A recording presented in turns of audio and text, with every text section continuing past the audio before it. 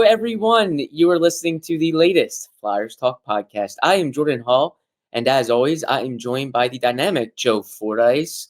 And Joe, once again, that fourth straight win eluded the Flyers. They lost last night, Thursday night, to the Penguins 5-4 in overtime. They blew a 3-0 lead, and for a fourth time this season, Joe, they had a 3-game winning streak snapped. They have not won more than 3 in a row in over a year. Joe, how do you view this loss? Obviously, they get a point. They have been playing pretty well coming out of the Four Nations break. So I don't think this is like a season-ending loss by any means, but I think it's definitely one that stings when you consider they had a lead. It's a team they probably should beat, and they need just about every point if they want to continue this push. Yeah, I think the thing that stands out is if you're going to be serious about making a playoff run, you can't blow a 3-goal and a 2-goal lead all in the same game. And when I say 2-goal lead, I'm not referring to when it was 3-1. I'm referring to when it went to 4-2, and then they blew that lead also. So you got to lock those games down. I know you're on the road and all that kind of stuff, but those kind of games have to be locked down when you're in a position that the Flyers are in with that many teams that you're in the mix with, and you're kind of trying to pass all these teams, and you just can't let things go like that. So that's what stuck out to me. I don't view it as a season-ending loss, and here's why. Their offense since the Four Nations break has been fantastic. And if they can play offense like this, they should have a chance to win every game. So I don't view it as season ending, but again, if you're going to make a run, you can't afford to be blowing multiple goal leads 2 times in a game against one of the teams that you are in the mix with in the standings. It just can't happen. I agree. It can't happen. And the fact that they had 3-0 lead, a 4-2 lead, they had a chance really to nail that game down. And it's against a team they should beat. It's a team that's below them in the standings. It's a team that I don't think anyone believes is really going to be making a run here. I know. Right. Frankly, they were dead last night until Tomasino scored. And when Tomasino scored, the Pens turned into a different team and kind of took over the game from that point on. And I think I'm going to go back to – this goes back to what John Tortorella's talked about at earlier points in the season, where he talked about this team kind of learning how to deal with momentum swings in a game, because that momentum swung and it didn't really go back even when the Flyers went up 4-2. And I found that to be a little concerning. Absolutely. And the bad part about the loss too is there's too many teams ahead of them where they didn't keep pace last night. Like if there was just 1 or 2 teams ahead of them, an overtime loss isn't that bad. You get a point, you're still right there with a couple teams probably ahead of you. They have 5 teams ahead of them, and they didn't keep pace because some other teams won last night, and now they're 6 points back of that second wild card compared to 5. So just too many teams to chase to be able to have – you can't have that type of blown lead when you're chasing that many teams. And I thought, Joe, if they got that win, they finally get 4 straight. And then they have this game against the Jets, the best team in the league, coming up. And there's maybe not as much pressure on that game. Like they could probably lose that one, and then they come home for a 7-game homestand. And it's like, okay, we lost one. Let's get back going here on the homestand. But now that Jets game maybe becomes a little more important in terms of just getting back in the win column and setting yourself up for the homestand. But the Flyers do get a point, but I don't think they're feeling all that great coming away from that game, just given the circumstances and how they lost it. No, and I think when you hear a lot of talk about they're 6 points out of a playoff spot, they're 5 points out of a playoff spot. That's kind of like a vacuum view of the playoff race because of what you just said. And every night there are teams getting points. Like you just said, the Flyers blow the lead and they get 1, and all of a sudden they don't keep pace because somebody else in a game where 2 teams ahead of them were playing each other got 2 points. And then you have the nights where one of those games goes to overtime and you have both of the teams that are there getting points. So you're constantly scoreboard watching, and chances are if you let an opportunity slip by you, somebody in that mix of teams is going to put more space between them and you, or they're going to catch you. So it really is. It's. I believe it was Cam York said to Ashland at the Carnival last Sunday. It's like every game is a playoff game, and that can be a tiring, exhausting way to play hockey for 6 weeks. But that's the position the Flyers are in right now. So, but yeah, when you have the opportunities, you have to seize them. That's the difference between the teams that make the playoffs and the teams that don't. Indeed. Joe, let's get into the Garnet Hathaway hit, the hit that Garnet Hathaway took real quick before we shift gears. Tough hit. He slams his head on the ice. The Penguins forward only got interference, a 2-minute minor. Did you disagree with that? Did you agree with it? A quick update also, Hathaway, according to a source, had tests come back negative last night.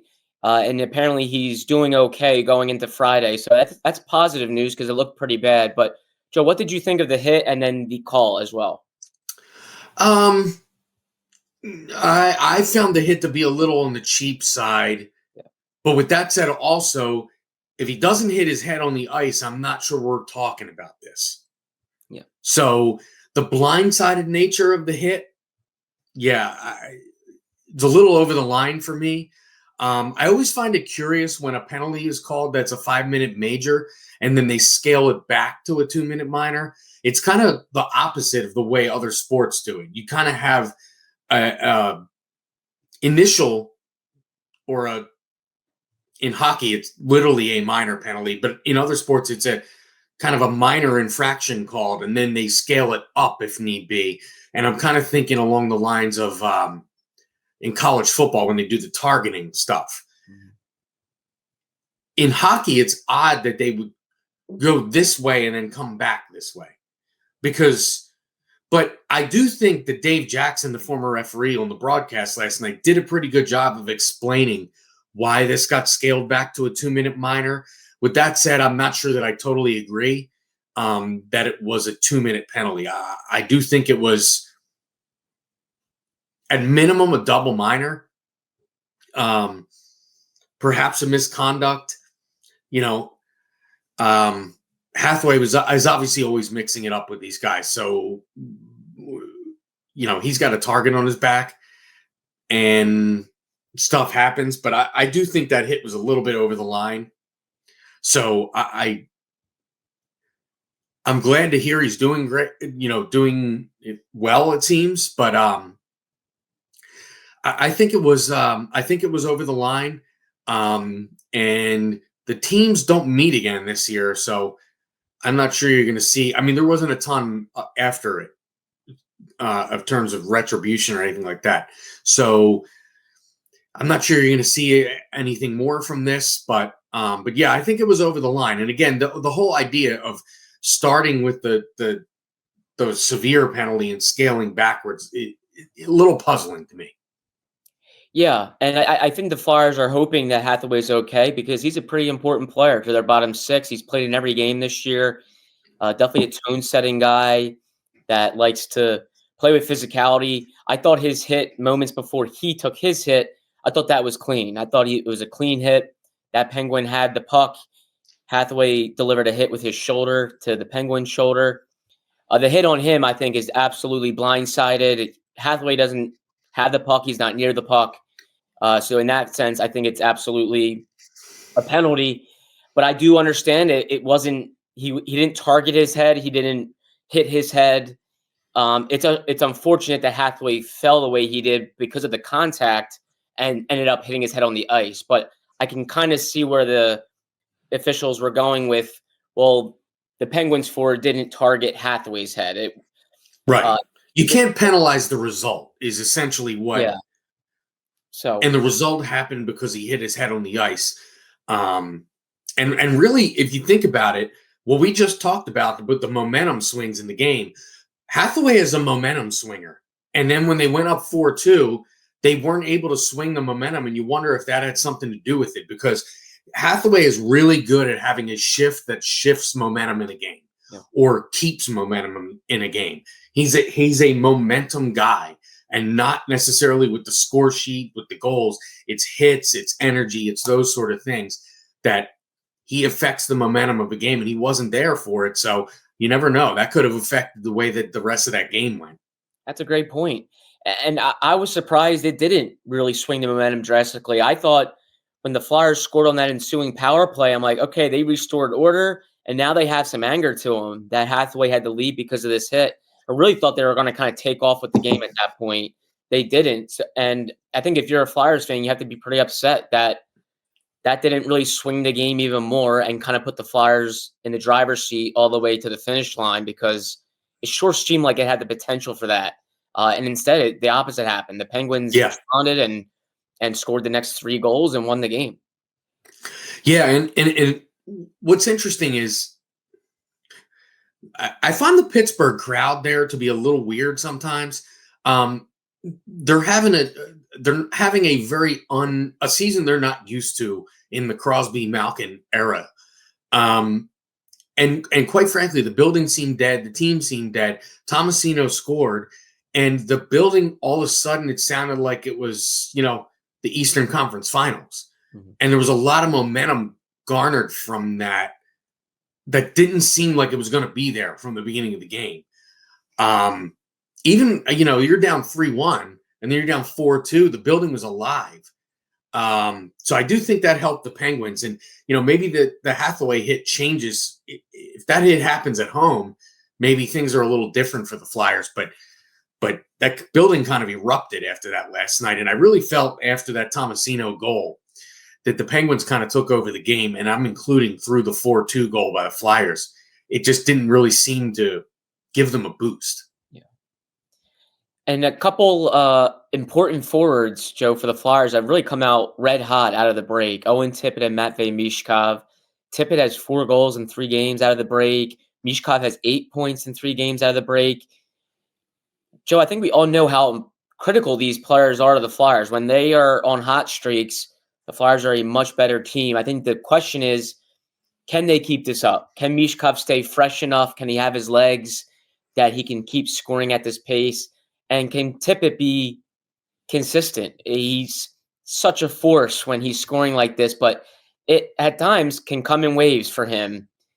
Can they keep this going? And can the Flyers ride it? Well, I mean, if you look at 16 goals in 3 games is nothing to – and when you look at the score sheet, it's littered with Tippett and Michkov. And you're kind of starting to wonder, has this line combination unlocked Owen Tippett's potential? Because I think we've talked a lot about if Tippett hit the net more, if Tippett did this more, then – the potential's there. He's the power forward. He shows signs. All of that seems to be clicking right now. And you wonder if the combination of him with Michkov on the other wing, with Coots in the middle, is unlocking his potential. So the Flyers have to ride this connection with that line as long as they can. And I don't see why they can't keep it up. It'll be interesting to see them play Winnipeg, though, because Winnipeg is always a very solid defensive team that gets great goaltending. So I am interested to see how that line looks against a solid team like Winnipeg. But yeah, I mean, there's no reason to think that they can't keep this up, because Michkov looks like he's hit another gear after the break, over the Four Nations break. He's had probably his 2 best games of the season, the last 2 games. And obviously what we've said about Tippett, just unlocking his goal scoring and, getting him playmaking for others as well. So it's really, it's been good to watch the last few games and see that sort of potential where you're not talking about them struggling to score. And they're getting contributions from other lines as well, but we're talking just about those 2 players. I mean, when they're going like they're going right now, this looks like a totally different offensive attack for this team. I think the Flyers will like their chances if they're getting 3 or 4 goals a night like this, even more. And if anything, in the big picture, I think it's promising to see Michkov and Tippett develop this type of chemistry. If anything, I think next year you're thinking, okay, let's have those two together on opening night and build on that. I think Sean Couturier's complimented them pretty well too. So that's promising. And the Flyers are getting good contributions from the Noah Cates line as well. And they're not having to really rely on Travis Konechny right now. They haven't had to like live and die by Konechny's production in these 3 games. So I think sometimes they have this season they have had to rely on him way too much, and that's not a good way to live for the Flyers. They need a little more balance to their lineup, and right now they're getting it. And I do think if you're looking for positive signs, even despite losing that game 5-4 in overtime, it's that they're scoring and they're getting contributions from everyone. And the Flyers, if they can keep that going, I think they're going to win some games here and definitely keep it interesting. Yeah, and the other thing I'll say about last night is when you're playing Crosby and Malkin, when they beat you, sometimes you got to say, okay, we can only hold these guys off for so long. I mean, it was Malkin last night. Crosby did have a point, but in Malkin's case, he kind of was the driving force of the comeback win.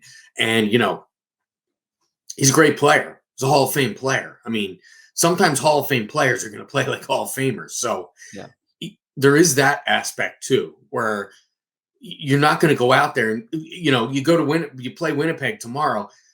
If you go out there and Kyle Connor and Mark Scheifele play well, sometimes you just have to say, okay, they have great players on their team. Those guys are going to play great. It's how do your players match up with their great players?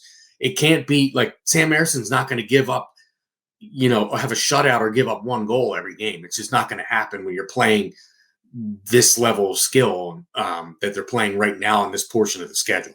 Yeah. And Joe, I want to ask you, is this game against the Jets, the NHL leading Jets, a potential tone-setting type of game for the Flyers? And I phrase it like that because they have a 7-game homestand after this game. And boy, I think if they can pick up a win against the best team in the league on the road, that would be some excellent momentum for them to go into the homestand with. If they lose the game, then they have 2 straight losses going into the homestand. It feels like it's a much different situation. I feel like this is a really pivotal game for the Flyers and potentially their season. Yeah, and you talking to players and former players, they all talk about how tough it is to play in Winnipeg. It's a smaller building than a lot of the other arenas around the league. It's like the crowd's on top of you. They play a defensive style of game. They've been a solid team for a number of years now, and it kind of looks like this might be their best version of their team. And in the way that last Saturday was a statement game against Edmonton, this one being on the road against the best team in the league with those 7 games that you mentioned at home coming up, I think it's a way to send a message that we're not going away. So you have a feeling that the Flyers are going to put up a good showing. I'm not going to sit here and predict that they win a game because that is a really tough spot, but you get the feeling that they're going to put up a good showing because a lot of these guys are young guys and they're not. It's almost like they're they don't have enough experience to get overwhelmed by the setting, at least yet. And I think that could come in handy tomorrow. And of course, you have a couple guys going to their home province in Canada there. I'm sure there'll be some family members in attendance. And, it's a lot of the guys that grew up in Canada like playing in games like this. You only play there once a year. So it's a big moment for them too, despite the rowdiness of the home crowd. So I think it's an opportunity for the Flyers to really send a message that they're in this. Yeah, I agree. And we've seen them get up for games against some of the top teams in the league. They tend to do that. They also have a bad tendency of playing down to the competition. But you can definitely argue that when they play top teams in the league, they sometimes bring their best. I think it's a good chance for them just to have a good game. Even if they could get a point out of the game, I think that would be positive to come home on a point streak, to have that point streak still alive.